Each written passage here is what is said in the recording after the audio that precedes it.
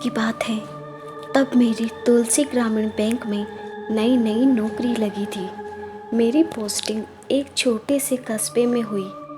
मैं पहली बार घर से और अपनों से दूर जा रहा था। बस क्या था, बोरिया बिस्तर बांधा और निकल पड़ा। थोड़ा बहुत ज़रूरत का सामान भी ले लिया। उस समय घर से संपर्क में रहने का एकमात्र साधन चिट्ठी ही होता था। आते समय माँ ने कहा, बेटा चिट्ठी ज़रूर लिखना। हमारी ज़िंदगी में एक माँ ही होती है जिसे हमारी सबसे ज़्यादा परवाह होती है। जब तक हम उनके पास रहते हैं उस समय तक तो नहीं, लेकिन जब हम उनसे दूर जाते हैं तब हमें माँ की अहमियत पता चलती है। माँ ने कहा, तुझे तो खाना भी बनाना नहीं आता, तो कैसे रहेगा मेरे बगैर। माँ की आंखों में आंसू देखकर मेरा भी दिल भर आया, लेकिन नौकरी पर भी जाना था। ज़्यादा भावात्मक होने से काम चलने वाला नहीं था, तो मैं चला गया। ट्रेन स्टेशन पहुंची। मैं अपना बिस्तर बंद और संदूक लेकर नीचे उतरा। छोटा सा स्टेशन, अभी भी उस स्टेशन में ब्रिटिश जमाने की झलक थी। सिंगल लाइन थी पटरी की। स्टेशन के ऊपर बगल खेत थे और इस तरफ किनारे की ओर पीपल के पेड़ लगे थे। 2-4 बेंच पड़ी थी। पीने के पानी के लिए एक हैंडपंप लगा था, जहाँ ट्रेन रुकते ही पानी के लिए भीड़ लग जाती थी। 2-3 मूंगफली वाले मूंगफलियाँ बेच रहे थे और एक बुढ़ी औरत टोकरी में अमरूद बेच रही थी। स्टेशन देखकर अच्छा लगा। मैं प्लेटफॉर्म छोड़कर बाहर आया। बाहर 1-2 छोटी सी दुकानें थी, जहाँ चाय, पकौड़े और समोसे मिल रहे थे। मुझे थोड़ी सी भूख लग रही थी। मैंने दुकान से 2 समोसे और एक चाय खरीदी और वहीं बैठकर चाय पी और समोसे खाकर एक रिक्शा रोका और रिक्शे वाले से तुलसी ग्रामीण बैंक चलने को कहा। मैं बैंक पहुंचा, मैनेजर से मिला और नौकरी ज्वाइन कर ली। मैनेजर साहब बोले, आज आप आराम कीजिए, कल सुबह से आइए और जब तक आपको कोई कमरा नहीं मिल जाता तब तक आप ऑफिस का एक रूम खाली है, वहाँ रुक सकते हैं। दूसरे दिन ऑफिस खत्म होने के बाद हमने मतलब में और एक मेरे सहकर्मी ने कमरा ढूंढना शुरू किया। चूँकि वो वहाँ के बारे में मुझसे ज़्यादा जानते थे और उन्हें कस्बे के बारे में जगह भी पता थी जहाँ मुझे कमरा मिल सकता था, और ज़्यादातर शाम को अपने घर पर मुझे साथ में ले जाते थे डिनर के लिए। वो फैमिली वाले थे और लंच भी मेरे लिए ले आते थे। मुझे अच्छा लगता था कि पराई जगह, पराए लोग इतने अपने से हो जाते हैं। मैंने घर चिट्ठी भी भेज दी थी कि मैं ठीक से पहुंच गया हूं, अभी ऑफिस में ही रह रहा हूं, कमरा नहीं मिला। फिर एक दिन हमें एक कमरा मिल गया जो कि ऑफिस से थोड़ा दूर था। उसके बगल में एक पुराना सा टूटा फूटा घर था। लग रहा था कि सालों से ना तो इसमें रंग रोगन हुआ है और ना मरम्मत, और आसपास ना तो कोई घर था और ना दुकान। सुनसान सी जगह थी। कमरा भी सस्ता था। महंगे किराए वाला घर मेरे बजट से बाहर था, सो मैंने घर ले लिया। जो मकान मालिक थे उनकी दुकान थी। उस जगह 2 कमरे थे, एक में उनकी दुकान थी और दूसरा खाली पड़ा था, तो उन्होंने मुझे दे दिया। छोटा सा आंगन था। आंगन में हैंडपंप था। पानी के लिए स्नानघर और शौचालय भी वहीं था। आंगन में एक लोहे का जाल था जिससे रोशनी आती थी। कुल मिलाकर कमरा अच्छा था। मकान मालिक भी बस दिन भर ही दुकान में रहते और शाम को अपने घर चले जाते, जो कि शहर में था। शाम को मैं अकेला ही होता था उस घर में। कुछ दिन तो मैं बाहर ही खाना खाता रहा, लेकिन बाहर खाना महंगा पड़ रहा था। फिर धीरे धीरे मैंने थोड़ा बहुत सामान जुटा लिया। ऑफिस मेरे लिए दूर पड़ता था, तो मेरे सहकर्मी ने मुझे अपनी साइकिल दे दी। बोले, अभी ले लो, मेरे लिए तो ऑफिस पास है, जब अपनी खरीद लेना तो वापस कर देना। साइकिल की वजह से आना जाना मेरे लिए आसान हो गया।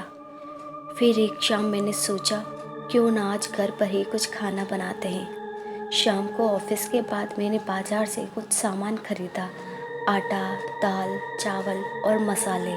सब्जी मंडी से कुछ सब्जियां खरीदी, हरी मिर्च, धनिया, पालक, आलू, टमाटर और बैंगन। घर आया, हाथ मुंह धोए, कपड़े बदले, फिर स्टोव पर चाय बनाई।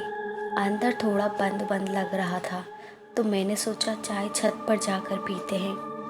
छत पर जाने के लिए खुली सीढ़ियाँ थी, कोई दरवाज़ा नहीं था, दरवाजे की ज़रूरत भी नहीं थी, वो ऐसे ही खुला ही अच्छा था। उस दिन पहली बार छत पर गया था। छत पर थोड़ा अंधेरा हो गया था। सोचा चलो चाय के साथ साथ एक सिगरेट भी पी लेंगे। मैंने सीढ़ियों पर बैठकर पहले चाय पी, फिर सिगरेट सुलगाई और खड़े होकर घूम घूम कर छल्ले बना रहा था। तभी बगल वाली छत पर सफ़ेद साड़ी में एक महिला दिखी। उनके घर की छत और मेरे घर की छत आपस में जुड़ी हुई थी। छोटी सी दीवार थी, केवल आड़ के लिए। कोई भी एक दूसरे की छत पर आसानी से जा सकता था।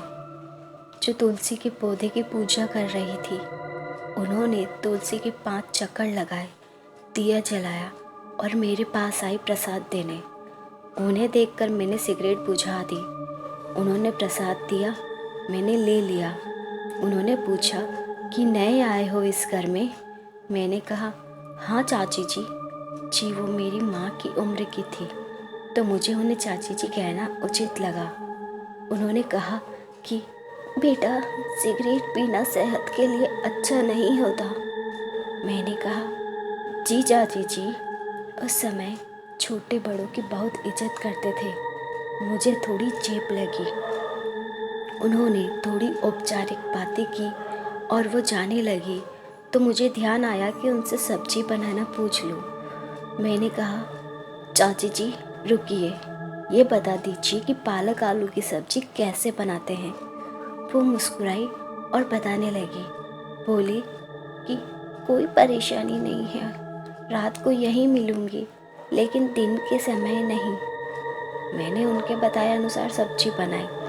सब्जी तो अच्छी बनी लेकिन नमक थोड़ा ज़्यादा हो गया। अब रोज़ रोज़ यही सिलसिला हो गया। चाची जी अपनी छत पर पूजा करने आती और मैं भी छत पर ही चाय पीने चला जाता। उनसे सब्जी बनाना सीखता और नीचे आकर खाना बनाता। चाची से बात करके मुझे अच्छा लगता था। उनमें मुझे मेरी माँ की झलक दिखाई देती थी। घर की याद कम आती थी। एक दिन पता नहीं ऑफिस से आने के बाद मेरी बहुत तबीयत खराब हो गई। आते ही मैं सीधा बिस्तर पर लेट गया। बहुत तेज बुखार हुआ। मैंने कुछ भी नहीं खाया। इतनी ही हिम्मत नहीं थी कि कुछ बना लूं। मैं बस ऐसे ही लेटा रहा। लेकिन रात के समय मुझे याद नहीं कि कितना समय था। सीढ़ियों से किसी के आने की आवाज़ आई। देखा तो चाची जी थी। उन्होंने दूध गर्म करके मुझे दिया और मेरे माथे पर रात भर गीली पट्टियाँ रखती रही, जिससे मुझे आराम लग गया और गहरी नींद आ गई। सुबह मेरी आँख खुली तो मेरे कमरे में कोई नहीं था। दूसरे दिन रविवार था, मुझे ऑफिस नहीं जाना था। मैंने कुछ गंदे कपड़े धुले, थोड़ा पोहा और चाय बनाकर मकान मालिक की दुकान पर जा बैठा।